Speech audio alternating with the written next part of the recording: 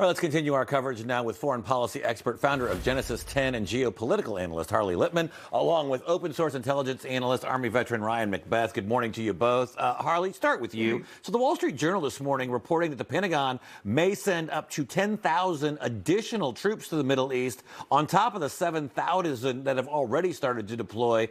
This provides the president with a lot of options, and it puts a lot of pressure on Iran. What do you think he's setting this up for? Well, I think you said it quite well. It's giving him a lot of options. We see this president is very nimble and adjusts depending on what the enemy does. But what I think the American people need to know is we don't have an alternative. We're at war with Iran without nuclear weapons. The only alternative is to have war with Iran having nuclear weapons. So as terrible as war is, and we all want to avoid it, having a shorter, smaller war, however terrible it is much more worth it than having a huge, catastrophic war, which would be World War III, which is what I predict. If we get tired or give up, get worried about the price of oil or the MAGA base or all these other factors that are real, but it will come back to haunt us in a devastating way.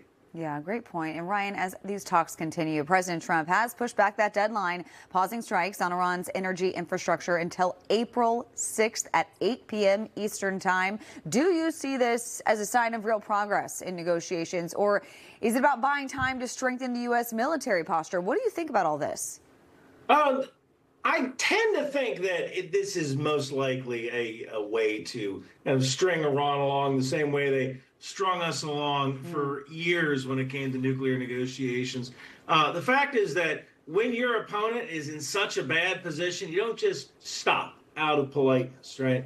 We can keep attriting Iran's capabilities. At some point, once we are turning big rocks into little rocks, that's the point where we say, okay, you know what? We're done on our terms, and that's when you try to find someone that you might be able to negotiate with.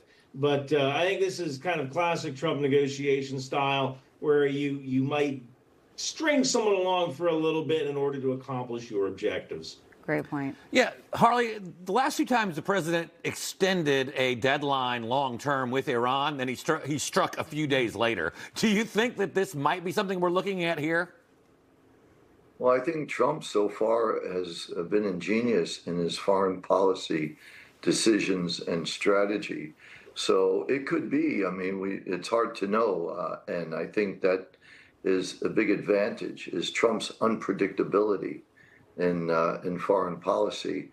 But again, I think what the American people need to know is that the war has only been going on for 4 weeks. We've had extraordinary victories. We all like to have neat, simple solutions where it's finally over. This is messy. This is costly. We need to communicate that message to the American people because the stakes are too high. If China and Russia see that America doesn't have the stomach for a war that's barely a month old, that may tempt them to go to war over Taiwan or for Russia to attack another European nation. This is actually the perfect time for them. They see America as preoccupied in Iran.